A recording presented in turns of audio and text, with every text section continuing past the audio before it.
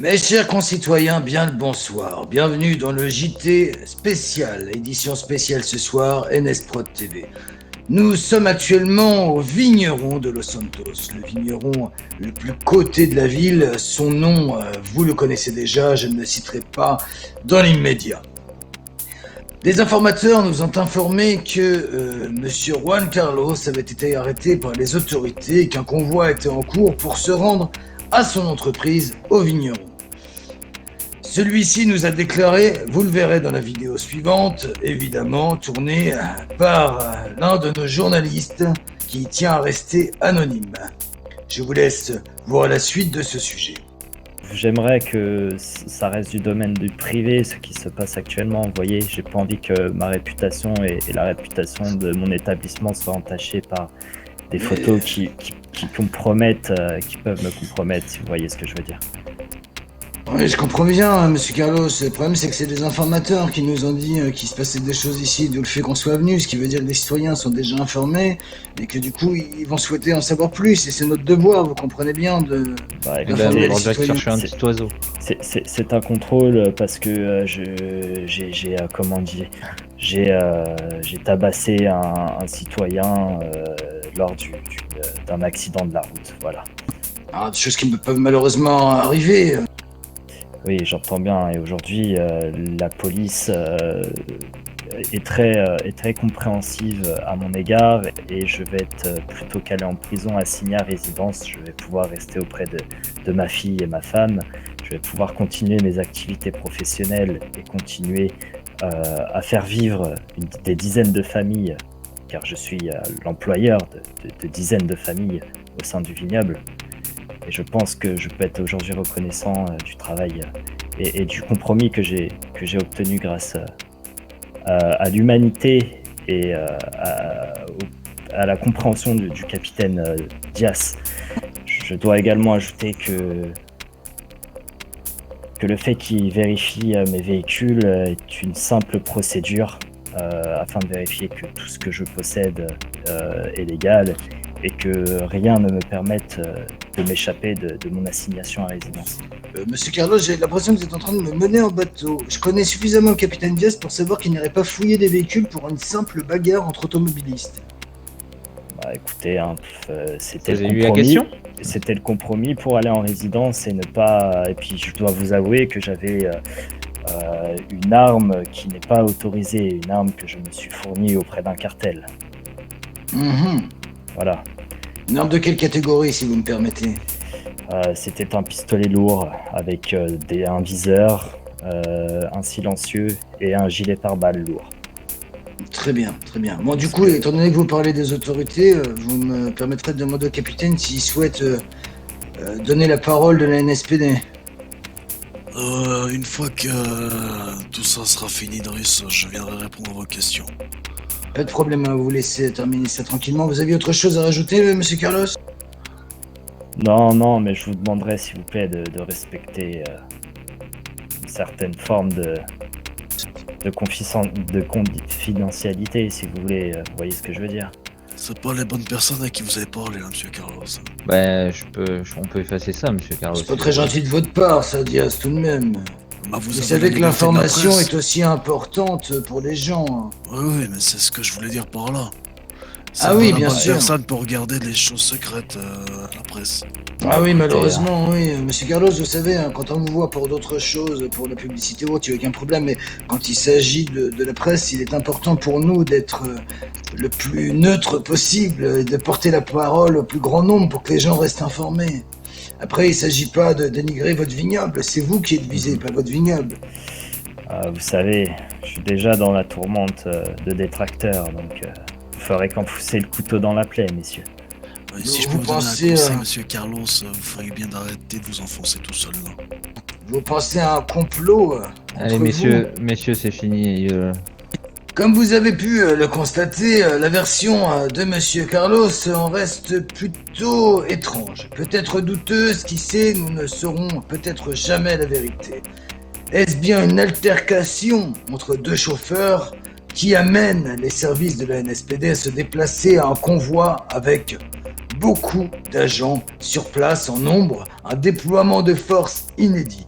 Monsieur Carlos prétend que oui, avant de modifier sa version et déclarer qu'il possédait une arme illégale. Nous laisserons nos concitoyens juger de ses actions, juger de la véracité des faits.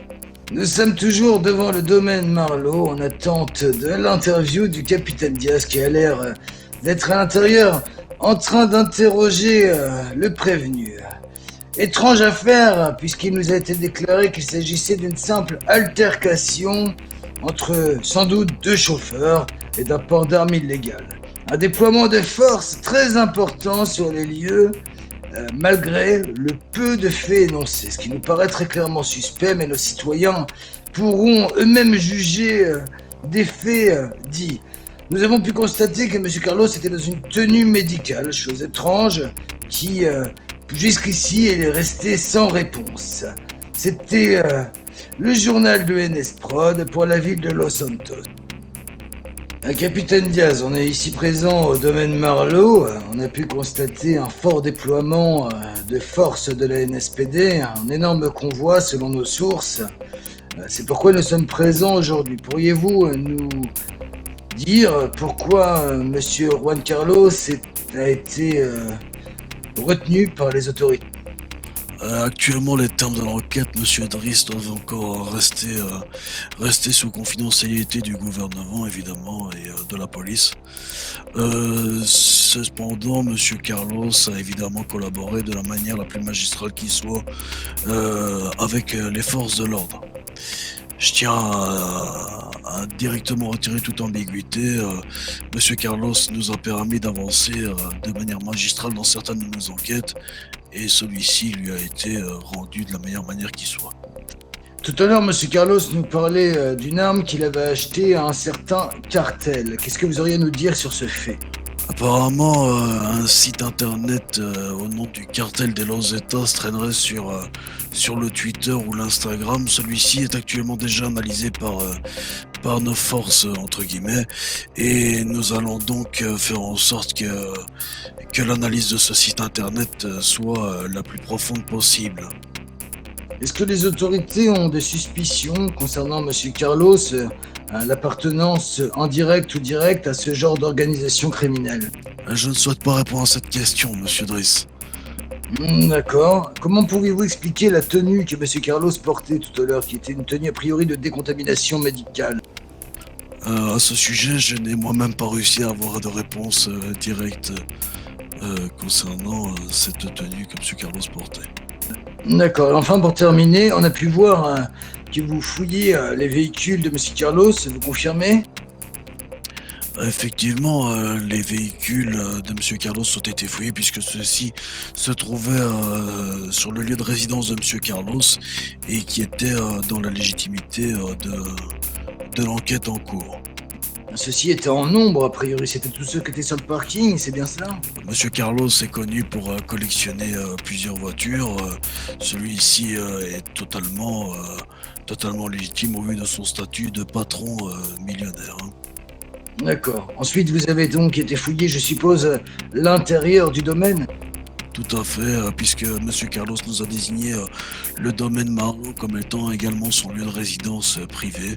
Donc une fouille approfondie de tout le domaine a été effectuée par les forces de l'ordre.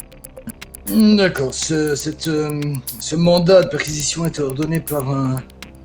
Par le procureur, oui, tout à fait, Cherokee Malgamo. D'accord, ok. Est-ce que vous auriez autre chose à nous déclarer, capitaine Diaz? Ouais, je tiens à déclarer que Monsieur Carlos a fait preuve d'une entière collaboration avec nos services et que les personnes qui lui ont fourni les armes, le cartel de Los Zetas, j'espère que vous vous accrocherez bien parce qu'on va vous traquer et vous trouver. Le cartel de Los Zetas? Le cartel des Zetas, oui. Des Zetas, d'accord, ok. Est-ce que vous avez...